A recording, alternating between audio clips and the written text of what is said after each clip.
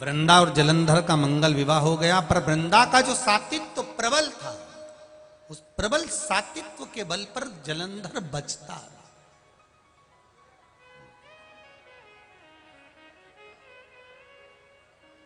बचता रहा। आया समय,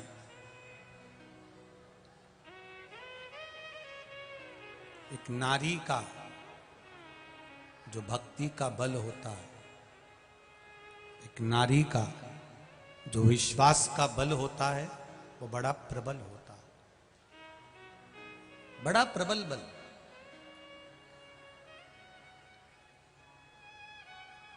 जब उसका विश्वास जागृत होता है, तब भगवान स्वयं उसके कार्य को पूर्ण करता ही है। आप लोग जितने भी लोग यहाँ कथा सुनने आए हैं और जितने लोग फेसबुक यूट्यूब पर कथा को श्रवण कर रहे हैं, आपका अगर विश्वास दृढ़ है, भरोसा पक्का है, आपका विश्वास अगर प्रबल है, तो आप भले मोबाइल पर कथा सुन रहे हो, चाहे आप या पंडाल में बैठकर कथा सुन रहे हो। एक माताजी ने तो पत्र में लिखा है, मैंने टीवी के सम्मुख में बैठकर कथा सुनी थी और बाबा से जो जो मांगा मेरे बाबा ने सब दे दिया, मुझे कुछ नहीं छोड़ा, सब दिया। वो भी बैठी होगी यहां पर। अब इतने सारे पत्र हैं, अभी तो और रह गए हैं, अब इतने सारे पत्र पढ़ो तो पढ़ो। और हम तो आप लोगों से भी कहते हैं, सारे पत्र यहीं रहते हैं, बाद में कभी मौका मिला करे तो पढ़ लिया करो। अच्छा है कि ईश्वर कृपा किसको कहते हैं। हम लोग ये पत्र लेकर नहीं जाते कहीं पर भी, हम तो यहीं बस व्यासपीठ के पीछे रख देते हैं उसको, आप बाद में उसको पढ़ सकते हो कि कहीं सियोर वाला महाराज ने कुछ गलत तो नहीं बाच दिया कि पत्र में कुछ और हो और महाराज ने बाच दिया कुछ और। तो जो है वो यहां है आपका सम्मुख। शिव भक्ति कर, आपकी दृढ़ता, आपका विश्वास। वृंदा का विश्वास भगवान पर बहुत था, इसलिए पति असुर होकर, राक्षस होकर भी मर नहीं रहा था। उसके बहुत युद्ध किया, बहुत बार उसको मारने का प्रयास किया, पर नहीं मारा। कभी कभी ऐसा होता है, बहुत बड़ा एक्सीडेंट हो जाता है, और बहुत बड़ा एक्सीडेंट जब होता है और एक्सीडेंट होने पर भी अगर आपके प्राण भोलेनाथ जी ने बचा लिए, तो समझ लेना कि आपके घर का कोई व्यक्ति एक लोटा जल शिव जी को जरूर चढ़ाता है, तो उसका पुण्य हमारे सामने आकर खड़ा होगा।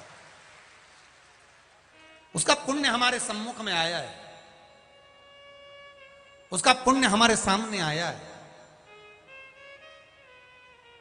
ये निश्चित है।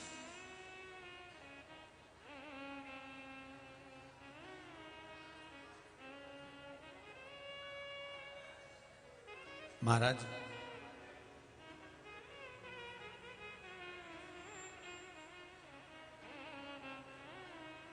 जलंधर और भगवान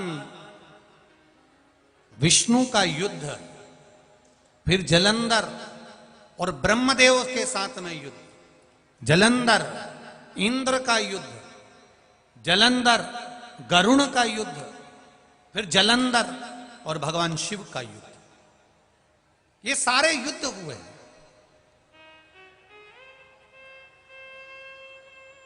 ऐसा कोई युद्ध वंचित नहीं रहा, सारे युद्ध हुए, पर आखिरी में जलंधर की विजय होती रही, जीतता रहा, वो जीतता रहा, क्योंकि वृंदा का सात्वित्व बड़ा प्रबल था। वृंदा का भजन, वृंदा का स्मरण, वृंदा का जो भगवान के प्रति भक्ति थी, वो बड़ी प्रबल थी। उसने शादी भी एक ही शर्त पर करी थी कि मैं अपना भजन नहीं छोड़ूंगी, मैं अपना कीर्तन नहीं छोड़ूंगी, मैं अपना मंत्र जाप, अपना नाम जाप नहीं छोड़ूंगी, जपती रही। और हुआ, आखिरी में भगवान विष्णु शिव जी से कहते हैं, आखिर ये मरेगा कैसे। शंकर भगवान कहे, इसको मारना कोई साधारण बात नहीं है, इसकी जो धर्मपत्नी है वो भगवान की भजन करने वाली है, और घर में, परिवार में, कुटुंब में, पूरे कुल में अगर एक भजन करने वाला है तो समझ लेना वो पूरे कुल को तार देता है, पूरे परिवार को तार देता है। एक भजन करने वाला यदि है पूरे कुल में, एक अगर भगवान की भक्ति करने वाला है तो उसने पूरे कुल को तार दिया, पूरे कुल।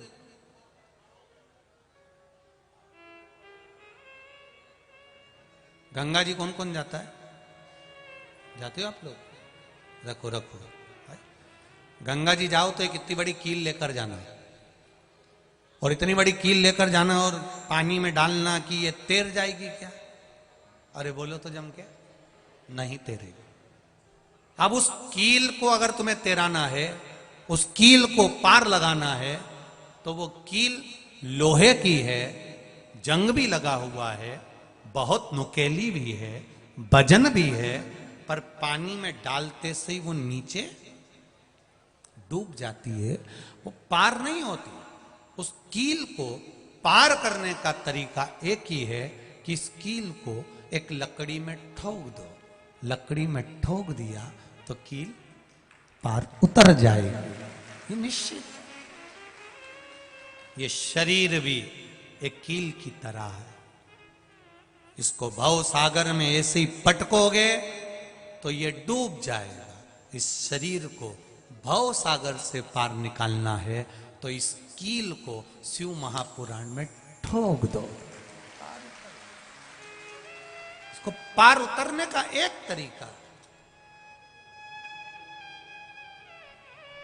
ये कील पार उतर सकता है, ये शरीर भव सागर से पार हो सकता है, निश्चित है। बस इसको भजन में, कीर्तन में, स्मरण में, मंत्र जाप में, भगवान की अविरल भक्ति में इसको लगाना पड़ेगा, इसको डुबाना पड़ेगा, तब जाकर ये पार उतरेगा। ये शरीर तब पार हो सकता है। पकड़ लो हाथ गिरधारी, नहीं तो डूब जाए। पकड़ लो हाथ त्रिपुरारी, तो डूब जाएंगे। हमारा कुछ न बिगड़ेगा, तुम्हारी शान जाएगी। शिव पुराण कहती है स्वयं हंसो मना नहीं है, स्वयं मुस्कुराओ मना नहीं है, स्वयं प्रसन्न रहो मना नहीं है, स्वयं हंसो मना नहीं है। और शिव पुराण कहती है ऐसा कोई कर्म मत कर देना कि दुनिया तुम पर हंसे, इसलिए सत्कर्म की ओर बढ़ते हैं। स्वयं हंसोगे चल जाएगा, स्वयं भजन करिए, स्वयं कीर्तन करिए, स्वयं मंत्र जाप करिए। कैसे मरेगा ये जलंधर? कहा वृंदा का सातित्व डिगा दिया जाए। जब किसी नारी के सातित्व को डिगाया जाता है,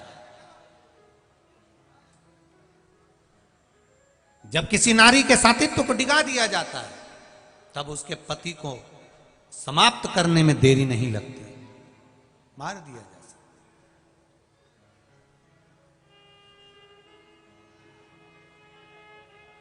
जरा ध्यान दीजिएगा, बहुत ध्यान लगाकर सुनना इस कथा को। नारी के सातित्व को डिगा दो तो इसका पति मर जाएगा,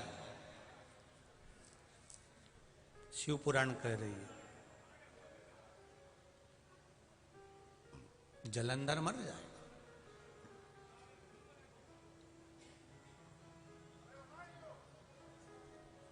यदि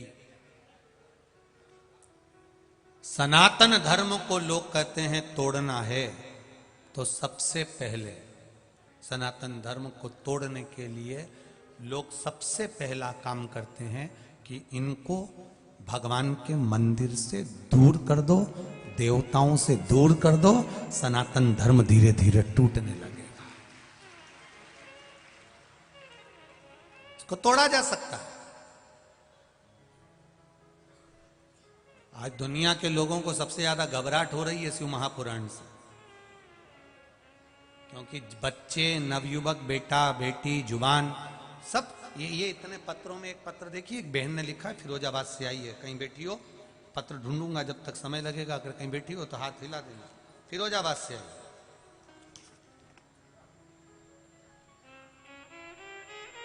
जितने भी पत्र सब में बहुत अच्छी अच्छी बातें लिखी है। एक बहन ने पत्र में लिखा है, मैं फिरोजाबाद से आई हूं, सोमवती चौहान, कहीं बैठी हो फिरोजाबाद से हैं तो हाथ हिला दीजिएगा जहां कहीं भी हो। डोलपुर फिरोजाबाद से आई हूं, मेरा मोबाइल नंबर ये है, कहीं बैठी हो तो हाथ हिलाइएगा। गुरुजी प्रणाम। बाबा का वर्णन क्या करूं मैं गुरुदेव। मेरे बेटे के लिए मैं एक सीहोर कुबेरेश्वर धाम गई थी, टीवी के सामने बैठकर कथा सुन रही थी। गुरुदेव 21/8/2022 को मेरा मन करा कथा सुनते सुनते कि मैं कुबेरेश्वर धाम चले जाऊं सीहोर, और बाबा से विनती करके आऊं कि मेरे बेटे का जॉब लग जाए, उसकी ज्वाइनिंग कहीं अच्छी जगह पर अच्छी कंपनी में और अच्छी जॉब लग जाए। मैं 21/8/2022 को बाबा को धोख लगाने के लिए गई शिव पुराण सुनते सुनते। 21/9/2022 को मेरे बेटे का ज्वाइनिंग लेटर आ गया और मेरे बेटे की जॉब लग गई। मैं बाबा को यहाँ धोख लगाने के लिए आई हूँ फिरोजाबाद से। कहीं बैठी हो तो हाथ हिला सकती हैं। यही है क्या? अच्छा ठीक है। श्री शिवाय नमस्तुभ्यम, हर हर महादेव। शिव कृपा इसी को कहते। एक बहन ने अपने बच्चे का फोटो लगाया है। 7 साल के बाद डॉक्टर ने मना कर दिया था कि तुम्हारे यहां संतान नहीं होगी। नेहा पाल, ब्रजेश पाल, कानपुर पनकी निवासी हूं। कहीं बैठे हो तो हाथ हिलाइएगा, कहीं बैठे हो तो हाथ हिलाइएगा। पनकी निवासी नेहा पाल, ब्रजेश पाल, कानपुर पनकी से निवासी हूं गुरुदेव। 9 साल तक मेरे यहां संतान नहीं हुई। डॉक्टर ने मना कर दिया था कि तुम्हारे यहां संतान का योग नहीं है, पर शिव महापुराण की कथा बाबा की कृपा से सुनी, पशुपति व्रत धारण किया, आंकड़े का सफेद आंकड़े वाला प्रयोग किया और बाबा की कृपा से मेरे घर में बेटी का जन्म हुआ। उसका फोटो भी मैं भेज रहा हूं। बेटी का जन्म हुआ है। ये बाबा की कृपा, ये उनकी उदारता, ये उनकी करुणा। गुरुदेव सारी समस्या का हल शिव कृपा, शंकर की उदारता, आपका विश्वास, आपकी दृढ़ता, आपका भरोसा मूल है। जलंधर को अगर मारना है तो वृंदा का सातित्व डिगा दिया जाए। वृंदा का सातित्व डिगाने के लिए प्रयास किया गया। भगवान विष्णु जलंधर बनकर गए। जलंधर को भगवान शिव युद्ध के मैदान में ले गए। भगवान शिव और जलंधर का युद्ध प्रारंभ हुआ। वृंदा भगवान विष्णु के साथ में रहने लगी। उनको नहीं मालूम कि ये नारायण है, वो जलंधर समझी, उनके साथ रही। सातित्व भंग हुआ। जलंधर का प्राण भगवान शिव ने हर लिए। शीश कटा, वृंदा की गोद में चले गया। वृंदा ने देखा ये तो मेरे पति का शीश है। अगर मेरे पति का शीश मेरी गोदी में है तो जो अंदर बैठा हुआ है कक्ष में वो कौन है? वृंदा को क्रोध आ गया। भगवान विष्णु के पास में पहुंची, हाथ में जल लेकर बोली, तुम सामने प्रकट हो जाओ कि तुम हो कौन? इतने में तो भगवान सम्मुख में प्रकट हो गए। वृंदा की आंख में आंसू भर गया। नारायण, मैं तुम्हारा आराधना करती थी, तुम्हारी पूजन करती थी। आज मेरा पति मारा गया है क्योंकि मेरा सातित्व भंग हुआ है। नारायण, तुमने पत्थर का हृदय बना लिया। मैं श्राप देती हूं कि नारायण तुम पत्थर बनोगे। भगवान शालिग्राम के रूप में पूजित हो गए। तुम पत्थर बनोगे। वृंदा रोती है, बिलखती है, नैनों से जल बहाती है और हाथ में जल लेकर स्वयं अपने शरीर को भस्म कर देती है। भगवान शंकर ने कहा, नारायण, ये वृंदा ने अपने शरीर को त्यागा है, इसको कोई वर दे दीजिए। आपके साथ में रही है तो आपकी शरणागति में रख लीजिए। भगवान विष्णु ने कहा, प्रभु, ये वृंदा तुलसी का क्यारा बनेगी और मेरे साथ शालिग्राम के साथ में हमेशा रहेगी। तुलसी का क्यारा बन, तुलसी बन। हम आपसे भी कहना चाहेंगे, अपना जीवन छोटा सा है, अपन है कि नहीं है किसको मालूम है, पर जिंदगी में एक बेलपत्री का वृक्ष अवश्य लगाओ। एक वृक्ष अपनी जिंदगी में वृक्षारोपण बहुत जरूरी है। एक वृक्ष बेलपत्री का इसलिए लगाओ, हम अगर मरकर चले भी गए, हमारे बच्चे शंकर के मंदिर जाए कि ना जाए, अगर एक वृक्ष लगा होगा, उस वृक्ष की बेलपत्र कोई तोड़कर शिव जी पे आनंदेश्वर पर चढ़ा भी देगा तो रोज मेरी तरफ से तो चढ़ती रहेगी, रोज मेरी अपनी ओर से तो एक बेलपत्र चढ़ेगी। इसीलिए एक बेलपत्री का वृक्ष का रोपण, उसको लगाओ, उसको पोषित करो, उसको बड़ा करो, उसको काबिल करो, जिससे वो बड़ा हो जाए, उसकी बेलपत्र शंकर भगवान पर चढ़ती रहे।